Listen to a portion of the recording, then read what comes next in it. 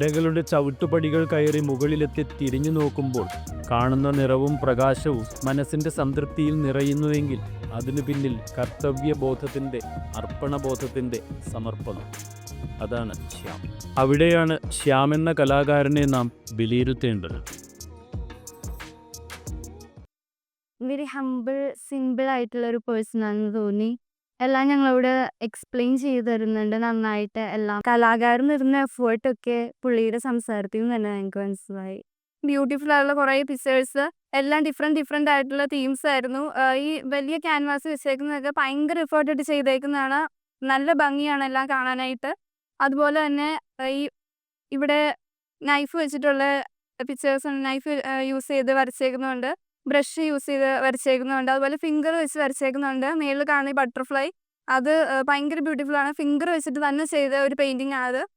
എല്ലാം നല്ല സൂപ്പറാണ്. കണ്ടപ്പോൾ വളരെ എക്സൈറ്റിംഗ് ആയിട്ട് തോന്നി. കാണാൻ നല്ല രസമുണ്ട്. ഒത്തിരി തീംസും തന്നെ നേച്ചറിനോട് റിലേറ്റഡ് ആയിട്ട് എനിക്ക് തോന്നി. പിന്നെ ഡിഫറെൻ്റ് ആയിട്ടുള്ള കളേഴ്സാണ് ഇതിനകത്ത് യൂസ് ചെയ്തേക്കുന്നത്. പിന്നെ കുറച്ച് കോംപ്ലക്സ് ആണെന്ന് തോന്നി. വളരെ കാണാൻ നല്ല രസമുണ്ട്. കാണാൻ വളരെ മനോഹരമാണ് ഓരോ പിക്ചേഴ്സും തന്നെ.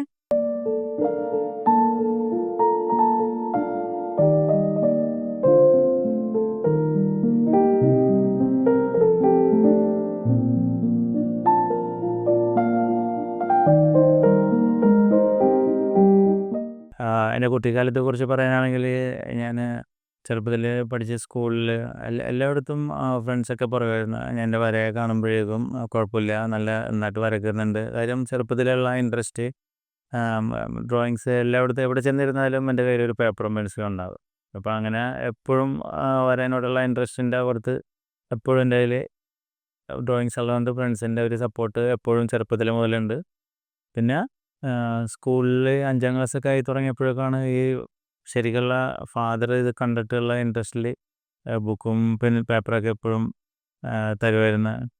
പെൻസിലിൽ അതിനകത്ത് സ്റ്റാർട്ട് ചെയ്ത് ഡ്രോയിങ്സ്. അങ്ങനെ നമ്പൂതിരി സാറിൻ്റെ ഡ്രോയിങ്സ് വെച്ചിട്ട് ആണ് സ്റ്റാർട്ട് ചെയ്തത്. അതിനകത്ത് എപ്പോഴും വരച്ച അങ്ങനെ ഒരു ഇത്. പിന്നെയാണ് കലാഭവനിൽ കൊണ്ടുപോയി ആക്കുന്നതും. കലാഭവനിൽ വെച്ചിട്ട് കളറിൻ്റെ കോമ്പിനേഷനും കളർ മിക്സിങ്ങും എല്ലാം വാട്ടർ കളറിൽ സ്റ്റാർട്ട് ചെയ്തു. പിന്നെ അക്രിലിക്, ഓയിൽ, അങ്ങനെ എല്ലാ പെയിൻറ്റിങ്സും ചെയ്യുമായിരുന്നു. അവിടെ നിന്നാണ് സ്റ്റാർട്ടിങ് ഐഡിയാസ്. മിക്കവാറും അച്ഛനമ്മമാരിൽ നിന്നും വഴക്കും തല്ലുമൊക്കെ വളരെയധികം വാങ്ങുക പതിവായിരുന്നു എന്ന് അച്ഛനും അമ്മയും പറയുന്നു. കുളിമുറിയിൽ പോലും കരിക്കട്ടയും ചെറിയ കൽക്കഷണങ്ങളുമൊക്കെ ഉപയോഗിച്ച് കോറിയിട്ടിരി ശ്യാമിൻ്റെ വീടിൻ്റെ ചുവരുകൾ വർണ്ണാഭമായി. സ്കൂളിൽ ചിത്രരചന അങ്ങനെ വീട്ടിൽ വെച്ചാണ് കൂടുതൽ ചിത്രങ്ങൾ വരച്ചിട്ടുള്ളത്. അങ്ങനെ വരച്ച കുറേ ചിത്രങ്ങൾ എനിക്ക് തോന്നുന്നു ഒരു 20 വർഷമായ മുമ്പ് വരച്ച ചിത്രങ്ങൾ ഇവിടെ ഇരിപ്പുണ്ട്. ഒരു വാരിയറിൻ്റെ ചിത്രം, അന്ന് 20 വർഷം മുമ്പ് വരച്ച ചിത്രമാണ് അത്. ആ ചിത്രം ഇന്ന് പ്രദർശിപ്പിച്ചിട്ടുണ്ട്. അങ്ങനെ അന്ന് വരച്ച ചിത്രങ്ങൾ എല്ലാം അടക്കമാണ് ഇന്നിവിടെ കൊണ്ടുവന്ന് പ്രദർശിപ്പിച്ചിട്ടുള്ളത്. ഇനിയും കുറേ ചിത്രങ്ങൾ അദ്ദേഹത്തിൻ്റെ വിദേശത്ത് ജോലി ചെയ്യുന്ന സ്ഥലത്ത് ഒട്ടേറെ ചിത്രങ്ങൾ വരച്ച് വെച്ചിട്ടുണ്ട്. ഇനി അടുത്തൊരു എക്സിബിഷനിൽ അധികം കൂടി പ്രദർശിപ്പിക്കാനുള്ള ഒരു നിങ്ങൾ പറഞ്ഞിട്ടുണ്ട്.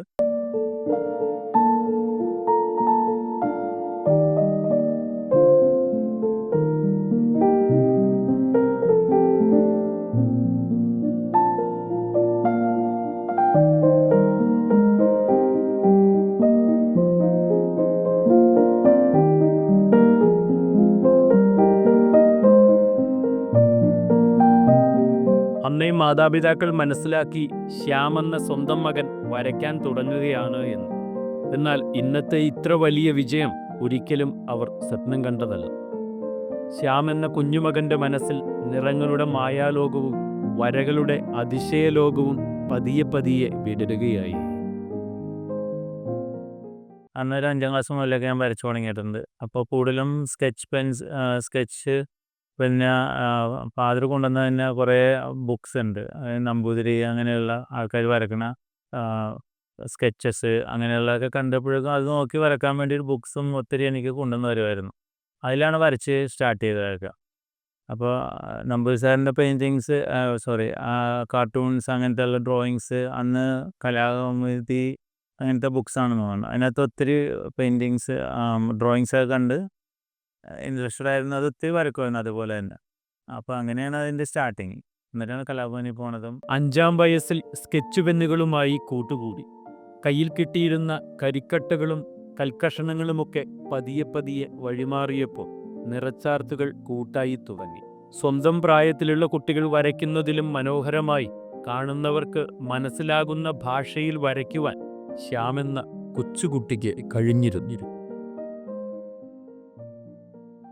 ആ സ്കൂളിൽ കുറിച്ച് പറയുകയാണെങ്കിൽ ശ്യാമ് പഠിക്കുന്നതിനോടൊപ്പം തന്നെ വരക്കാനും വളരെ ഇൻട്രസ്റ്റ് ആയിരുന്നു. പിന്നെ വരയുടെ കാര്യത്തിലാണ് എനിക്ക് വളരെ ഇഷ്ടമായതുകൊണ്ട് എപ്പോഴും വരക്കുന്ന ചിത്രങ്ങളൊക്കെ ഞങ്ങൾ കാണാറുണ്ട്, വിലയിരുത്താറുണ്ട്. വളരെ ഇഷ്ടമാണ്. അതുപോലെ തന്നെ ഫ്രണ്ട്സിൻ്റെ എല്ലാവരും കാണിക്കാറുമുണ്ട് ചിത്രങ്ങളൊക്കെ. ഫസ്റ്റാണ് ശ്യാമിന് എപ്പോഴും കിട്ടാറുള്ളത്. പ്രത്യേകിച്ച് ഒരു ചിത്രത്തെക്കുറിച്ച് ഓർമ്മയില്ല എങ്കിലും എല്ലാം തന്നെ വളരെ മികച്ച നിലവാരം പുലർത്തുന്നതായിരുന്നു അന്ന് തന്നെ. അപ്പോൾ ഞങ്ങൾക്ക് ഉറപ്പായിരുന്നു പുള്ളി എവിടെയെങ്കിലും നല്ല നിലയിൽ എത്തിച്ചേരുമെന്ന്.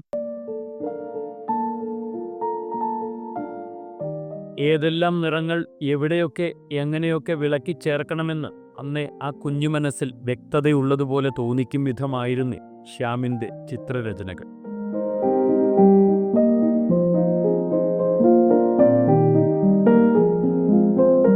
ശ്യാമിൻ്റെ അവനൊരു ഡിസൈനറായിട്ടുള്ള ജോലി ചെയ്യുന്നത്.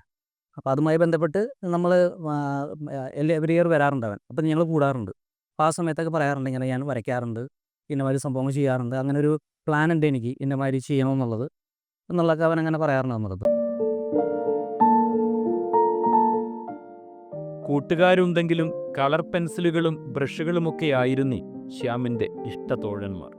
വളരെ ചെറുപ്പം മുതൽ തന്നെ ബഹളങ്ങളോ പിടിവാശിയോ തല്ലുപിടുത്തമോ ഒന്നും കാട്ടാതെ വളരെ ശാന്തശീലനായ കുട്ടിയായിരുന്നു ശ്യാം എന്ന ഈ കൊച്ചു കലാകാരൻ. സ്കൂളിൽ നന്നായിട്ട് ഇയാൾ പഠിക്കുമായിരുന്നു. അങ്ങനെ ഉഴപ്പലൊന്നും ഉണ്ടായിരുന്നില്ല. വേറൊരു സ്വഭാവങ്ങൾ അങ്ങനെയൊന്നും നമ്മൾ കണ്ടിട്ടില്ല. കാം ആൻഡ് നന്നായിട്ട് പഠിച്ചിരുന്ന ഒരാളാണ്. ഒതുങ്ങിയ ഒരു പ്രകൃതമായിട്ടാണ് എനിക്ക് തോന്നിയേക്കുന്നത്. ഒരു നല്ലൊരു എല്ലാവരോടും ഒരു കെയറിങ് ക്യാരക്ടറായിട്ടും ഗേൾസിനോടൊക്കെ ആണെങ്കിലും ഒരു കെയറിങ് അങ്ങനെയൊക്കെയാണ് കണ്ടിരിക്കുന്നത്. കൂടെ വരയ്ക്കലുണ്ടെന്ന് അപ്പോഴേ അറിയാം. സ്കൂളിൽ പഠിപ്പിച്ചിരുന്ന ജോസഫ് മാഷായിരുന്നു ആദ്യമായി വരകൾക്കുള്ള ഒരു വഴികാട്ടിയായി മാറിയത്. ക്ലാസ്സിലെ കുട്ടികളോട് എന്തു വരച്ചു കൊണ്ടുവരാൻ പറഞ്ഞാലും മാഷു പോലും ഉദ്ദേശിക്കുന്നതിന് അപ്പുറമായി ഭംഗിയായി വ്യക്തമായി വരച്ചു കൊണ്ടു കൊടുക്കുമ്പോൾ ക്ലാസ്സിലുള്ള കുട്ടികളെ ആ ചിത്രം കാട്ടി ശ്യാമിനായി മറ്റു കുട്ടികളെ കൊണ്ട് കൈയടിപ്പിച്ച് പ്രോത്സാഹിപ്പിക്കുമായിരുന്നു ജോസഫ് മാഷ്. സ്കൂളിൽ പഠിക്കുമ്പോൾ തന്നെ എനിക്ക് വരനോട് ഇൻട്രസ്റ്റ് ഉണ്ടായിരുന്നു. അപ്പോൾ എൻ്റെ വീടിനടുത്തുള്ള ജോസഫ് മാഷുണ്ട്. പുള്ളി അവിടുത്തെ അടുത്ത് തന്നെ സ്കൂളിലെ സെൻറ്റ് ജോസഫ് എന്ന് പറഞ്ഞ സ്കൂളിലെ ഒരു സ്കൂൾ മാഷാണ്. അപ്പോൾ സാറിൻ്റെ വീട്ടിൽ എല്ലാ ദിവസവും തൊട്ടടുത്തായതുകൊണ്ട് ഞാൻ എല്ലാ ദിവസവും അവിടെ ചെല്ലും. അപ്പോൾ എനിക്ക് ഈ പെയിൻറ്റിങ്സൊക്കെ ഇരുന്ന് രാവിലെ മുതൽ വൈകിട്ട് വരെയൊക്കെ ഇരുന്ന് ഇങ്ങനെ പെയിൻറ്റിങ് ചെയ്യണത് കാണും ഭയങ്കര ഇൻട്രസ്റ്റഡ് ആയിരുന്നു, താല്പര്യം. അങ്ങനെ എനിക്കിതിനോട് ഇൻട്രസ്റ്റ് തന്നെ അങ്ങനെയാണ്. അപ്പോൾ ഞാൻ കൂടുതലും സാറിൻ്റെ ഒരു ഇതാണ് എനിക്ക് ഇൻഫ്ലുവൻസ് ആണ് ഉള്ളത് ഈ പെയിൻറ്റിങ് ചെയ്യാൻ വേണ്ടിയിട്ട്. പിന്നെ കലാഭവനിൽ ചേർന്നപ്പോൾ ഉള്ള ആ ഒരു ഹെൽപ്പും അങ്ങനെ പിന്നെ കൂടുതലും ഇതിനകത്തോട്ട് ഇൻട്രസ്റ്റഡായി. പിന്നെ മാഷിന് ശ്യാമിനോട് വല്ലാത്തൊരു ഇഷ്ടമായി. അപ്പോൾ മുതൽ മാഷിൽ നിന്നും കിട്ടിയ പ്രോത്സാഹനം ശ്യാമിൻ്റെ കുഞ്ഞുമനസ്സിൽ വലിയ പ്രതീക്ഷകളും ദൃഢതയും വിശ്വാസവുമൊക്കെ ജനിപ്പിച്ചു. ശ്യാം അങ്ങനെ കലാഭവനിൽ ചേർന്നു. ജോസഫ് മാഷും ശ്യാമിൻ്റെ കുടുംബവും ചെറുപ്പം മുതൽ ശ്യാമിനെ ചേർത്ത് നിർത്തി പ്രോത്സാഹിപ്പിച്ചുകൊണ്ടേയിരുന്നു. ഈ കലാഭവനിൽ വെച്ച് തന്നെ എനിക്ക് വരക്കാൻ വേണ്ടിയിട്ട്, അപ്പോൾ അന്ന് വരക്കാൻ വേണ്ടിയിട്ട് നമുക്ക് തരാൻ കുറച്ച് വാട്ടർ കളറിനൊക്കെ തരുമായിരുന്നു. അപ്പോൾ സാർ എങ്ങനെ ഉദ്ദേശിക്കുന്ന അതുപോലെ എക്സാക്ട്ലി ഞാൻ വരച്ചുകൊണ്ട് ചെല്ലുമ്പോഴേക്കും സാറും കൂടെ പഠിക്കുന്ന സ്റ്റുഡൻസ് എല്ലാവരും തന്നെ സപ്പോർട്ട്, അത് ഭയങ്കര ഇതായിരുന്നു. അന്ന് ഇത് അതുപോലെ തന്നെ എക്സാക്ട്ലി അതുപോലെ തന്നെ ഉണ്ട്, നല്ല രസമായിട്ടുണ്ട്. അങ്ങനെ ആ പറഞ്ഞ തന്നെ അതൊക്കെ കൂടുതൽ ഇൻഫ്ലുവൻസ്ഡായിരുന്നു കൂടുതൽ ചെയ്യാൻ വേണ്ടിയിട്ട്. അങ്ങനെയാണ് അതിനകത്തുള്ള ഇൻട്രസ്റ്റ് കൂടുതൽ വരുന്നത്. ഹൈസ്കൂൾ തലങ്ങളിൽ നല്ല നല്ല ചിത്രങ്ങൾ വരച്ച് സമ്മാനങ്ങൾ കരസ്ഥമാക്കിയ ശ്യാം ഒന്നിലും മനസ്സ് തൃപ്തമായിരുന്നില്ല. അല്ലെങ്കിലും ഒരു കലാസൃഷ്ടിക്കായി ബിംബുന്ന മനസ്സ് ഒരിക്കലും അടങ്ങിയിരിക്കില്ല. അവിടെ കാറ്റും കോളുമൊക്കെ നിറഞ്ഞ ഒരു സമുദ്ര പ്രതീതി ആയിരിക്കുമെന്ന് പറയുന്നത് എത്ര ശരിയാ.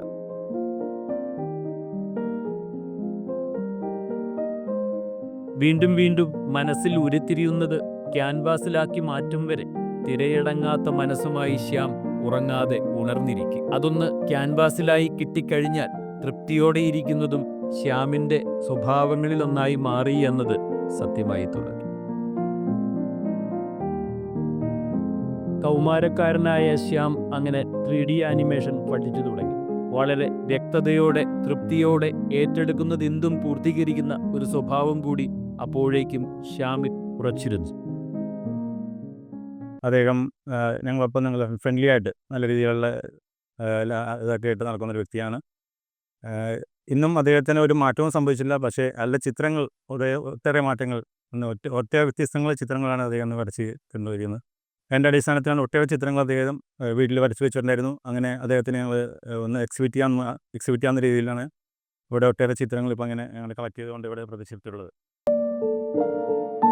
ഏതൊരു വ്യക്തിക്കും പ്രോത്സാഹനവുമായി ആരൊക്കെ ഉണ്ടാകുന്നുവോ അവിടെ നിന്നാണ് ഉയർച്ച എന്ന് പറയുന്നത് എത്ര ശരിയാണ്. സ്വന്തം അച്ഛനും അമ്മയും പഠിക്കുന്ന സ്കൂളിലെ അധ്യാപകരും അതിൽ പ്രധാനികളാണ് എന്നത് പച്ചയായ സത്യമാണ് ശ്യാമിൻ്റെ കാര്യത്തിൽ.